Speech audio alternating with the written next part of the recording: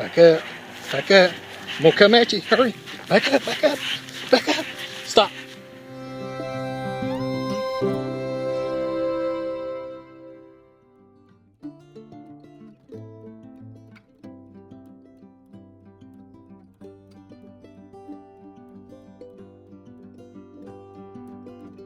Guys, what I've got here, I had an old hickory nut tree cut down. I'm gonna make a table for my daughter, and I thought I'd try to save this outer or the inner bark area on this. I think it has a really neat wood grain here, and what I'm doing is I'm knocking off all this old outer shell of this tree. I'm gonna plane this down, make it good and flat. The guy that cut it for me done a pretty good job of getting it the same thickness all the way around. So just hang with me there and see what we can get done. And I'm not going to do much right now on it, just taking this old bark off, and we'll see where that goes to.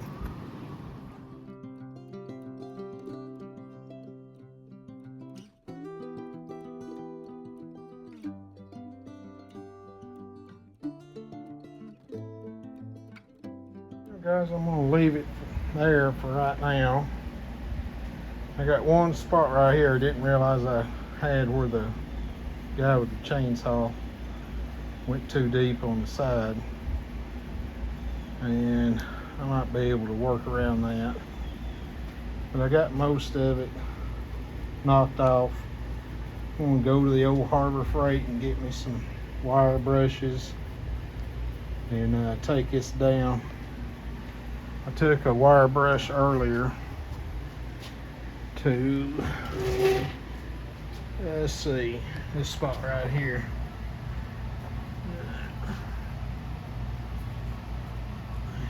If I can find it in the camera here, right in here. That's the kind of look I'm really going for. Fellas, it's day 3.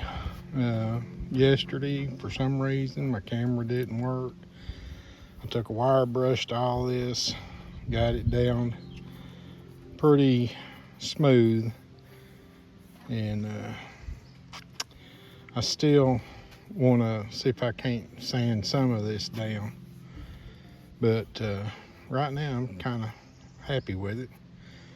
So if you guys stand by, I'm gonna put you on fast forward and see what I do.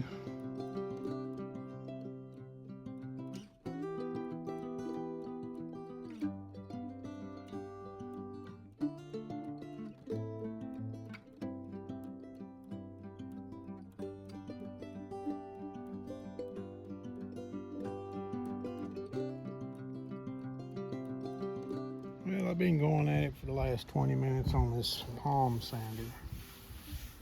Seems like I got better control with the palm sander. And I think I've got this center worked down a little further. A little bit. I still got to work on this edge right here some. But I'm still thinking right there is level. So I'm still thinking I'm going to have to get me a planer. It's just a lot of deep gouging there, and hickory is a hard wood to sand. I'm going at it with some 60 now, and I swear at 60 almost feels like it's been polished with 120. And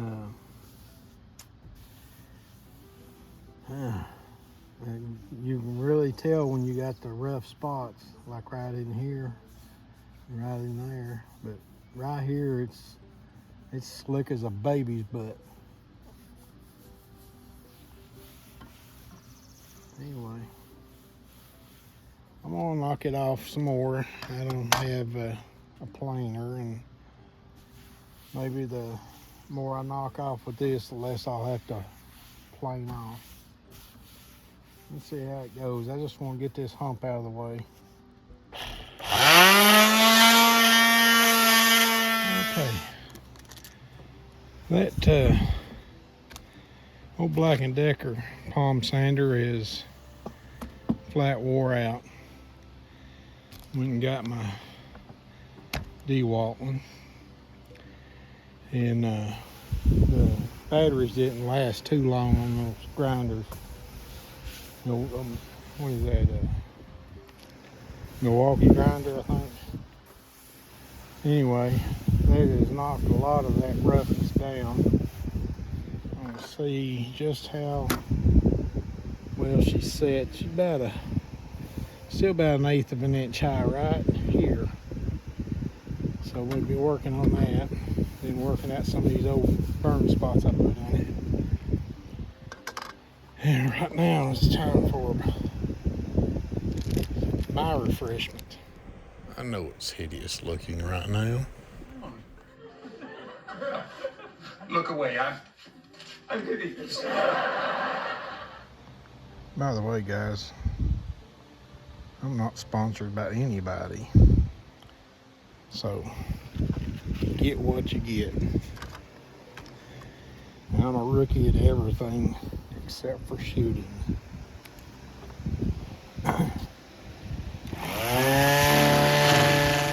Man, I feel like that DeWalt sander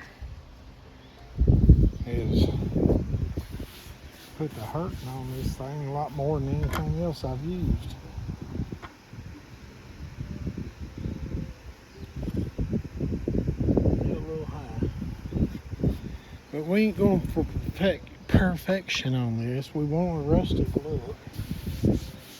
And I'm going to try to get all these little burn spots out of it. I want it semi-level as I can get it. But that's what I'm going for, is a rustic. I love rustic. Well, I've gotten her smoothing down a lot. So, I had to get me a chair because my back was going out.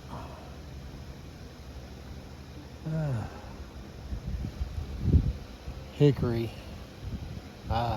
Hates hickory. Not really. It's a good word. Hey guys, we're on day 2 of sanding. And I'll show you what I've got done. It's laser straight. Damn you, laser guy! You had to grab it all with your low-brow laser stick.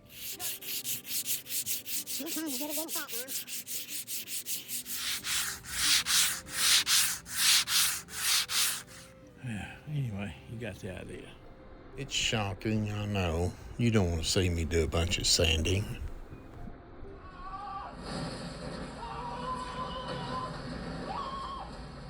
As you see, these little lines that go in, I found out that I'm moving a lot more material by trying to stay with those lines going toward the center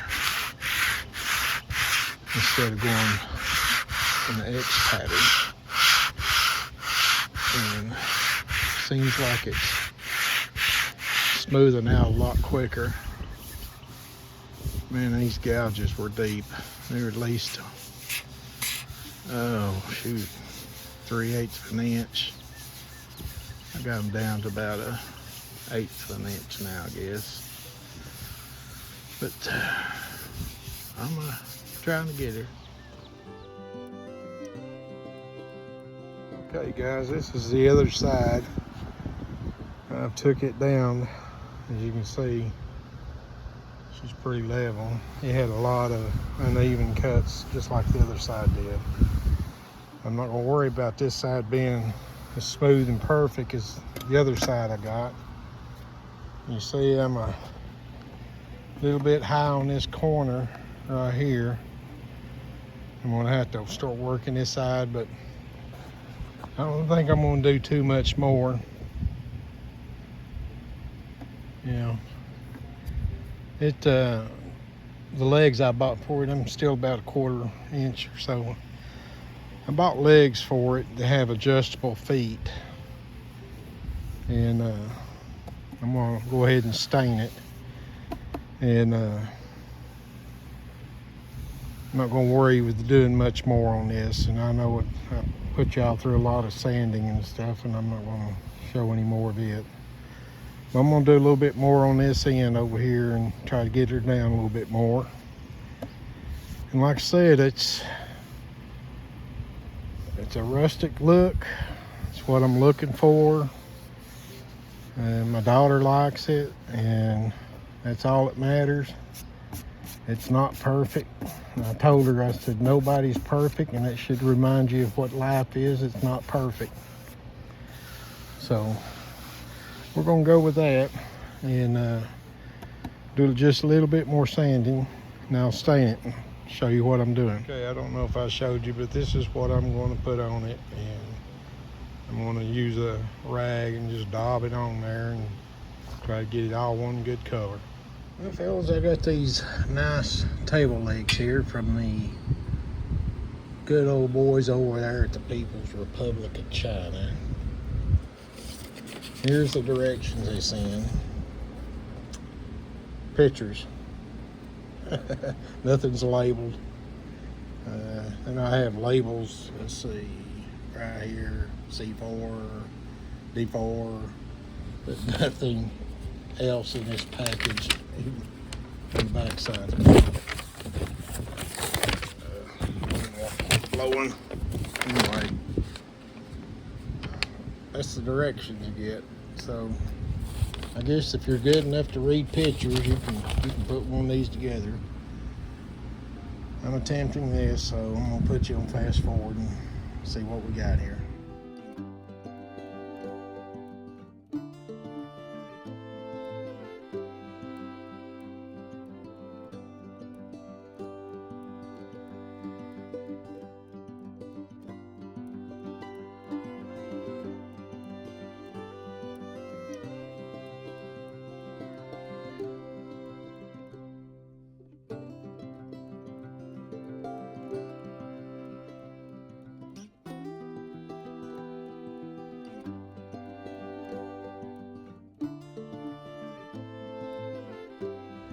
Alright, the reason why I got this set was because that tabletop weighs about 30 pounds, and this had adjustable legs on it. As you can see, it's, well, it might be my concrete, but I think she'll be sturdy enough. It's a, what is it, boxed in pipe, or boxed, I don't know what they call it, but I have these little rubber screw-in tops that I can put on the bottom if you want to put it on like a hardwood floor. But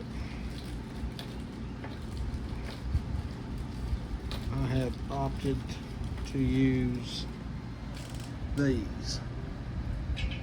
That way it can be adjusted for the level in your house, and I'm pretty sure that they have carpet.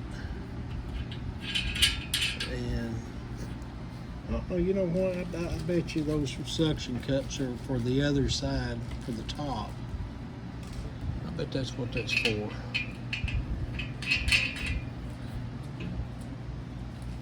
Anyway, I don't know why, but they send you 5 of these things, I guess, in case one doesn't work. The only complaint really I had with this, putting it together, was that they painted the screws when they were building these, and the paint got down inside these holes for the Hicks, or the Allen wrench, and made it hard to take them out, and made it hard to put them back in. So let me turn this over. Now, this is where I guess the suction cups will go, but it also has these holes here for you to run the screws up from the bottom, like I'm going to use for the wood top. I guess that's what that's for. I would say. That way I can center it up the way I want it, because it's not perfectly round or anything like that. Yeah, I thought a little bit of rustic modern look would look good for that piece. Anyway, here's what she looks like put together. All I gotta do now is wait for that to dry. And I'm still debating on whether to put a coat of polyurethane on it. We'll see. That's what she's gonna look like. Got this to be the front side, or whichever side they decided to be, and my little cracks filled in real nice. I opted out of my last sanding. I put down a sanding of 4/0 steel wool. Got it really smooth, and the stain that I used really made those cracks pop. Now I'm telling you, I think it did a really nice job on making that live edge come to life.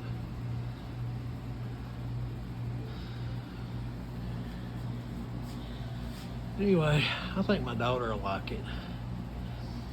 You guys let me know what you think. This is the last time I'm working on Hickory, I can promise you that. It's even more Amos out. Okay guys, we're using this for polyurethane. It's an oil-based interior. So wish me luck. Let's see how we do on this.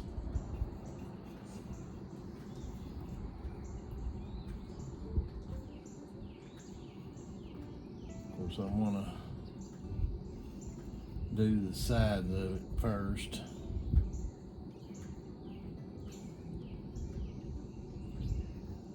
Because I got so many crevices and everything to try to fill in.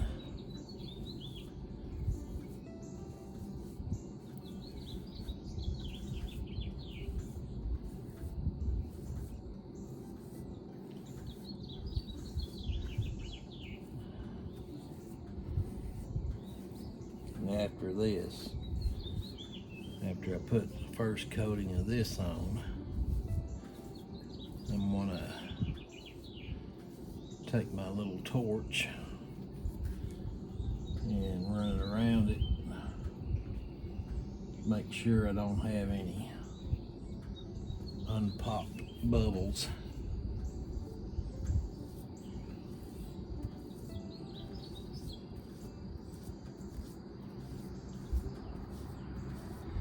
But before I did this, let me tell you that I went around and I used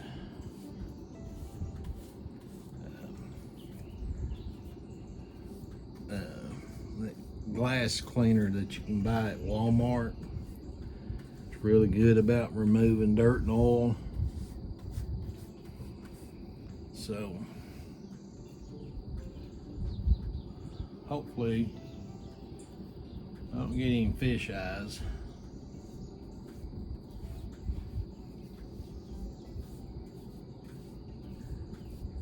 My plan is just to put one coat on here, and if I need to, I'll sand it down with some 440 or maybe some steel wool and see how that looks, and do a second coat, but we'll see. I'm hoping that one coat's all I'm going to need on this.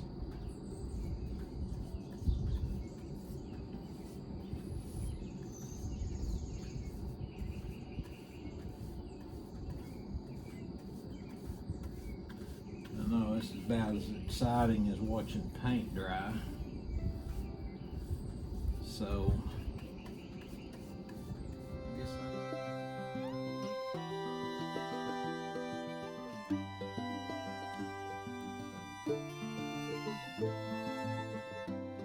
okay. I put the flame to it to try to eliminate a lot of the bubbles. I got bubbles on the top, and what I can see now is just a little bit of paint stroke, so I'll probably have to do me a second coat here. Yeah, I'll have to do a second coat. It's looking a little dry right there. I don't think I got a good enough coverage on it. So we'll do the second coat. I'll let this set up and dry, and I'll give her a light sanding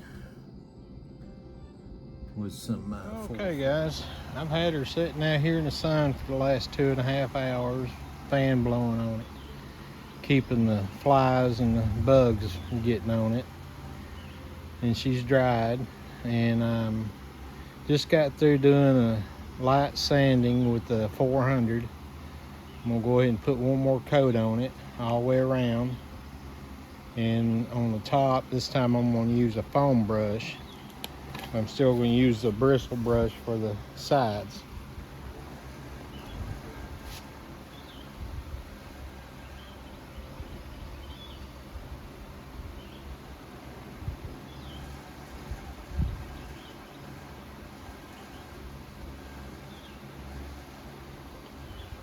I need to put my eyeballs on so I can see.